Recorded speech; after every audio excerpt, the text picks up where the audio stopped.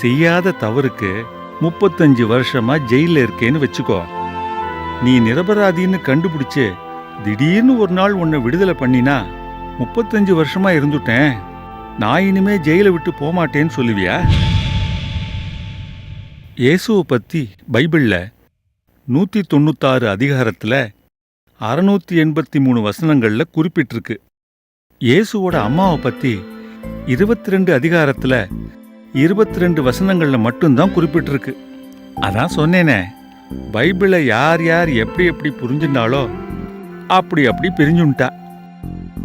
யோவான் 8:31, நீங்கள் என் உபதேசத்தில் நிலைத்திருந்தால் என் சீஷராய் இருப்பீர்கள், சத்தியத்தையும் அறிவீர்கள், சத்தியம் உங்களை விடுதலையாக்கும். சத்தியம் தெரியணும்னா சீஷராகணும், சீஷராகணும்னா அவர் உபதேசத்துல நிலைச்சிருக்கணும். புரியுறதோ? மத்தேயு கடைசி அதிகாரத்துல கடைசி வசனங்கள்ல இயேசு கிறிஸ்துவே சொல்றார், நீங்கள் புறப்பட்டு போய் சகல ஜாதிகளையும் சீஷராக்கி பிதா குமாரன் பரிசுத்த ஆவியின் நாமத்திலே அவர்களுக்கு ஞானஸ்நானம் கொடுத்து நான் உங்களுக்கு கட்டளையிட்ட யாவையும் அவர்கள் கைகொள்ளும்படி அவர்களுக்கு உபதேசம் பண்ணுங்கள். முதல்ல சீஷராக்கணும், அப்புறம் ஞானஸ்நானம் கொடுக்கணும்.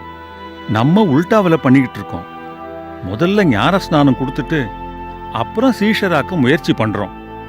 அந்த ஞானஸ்நானத்தை சில சமயம் குழந்தையிலேயே வேற கொடுத்துடுறோம். சார், நீங்க பயங்கரமா பேசுறீங்க சார்.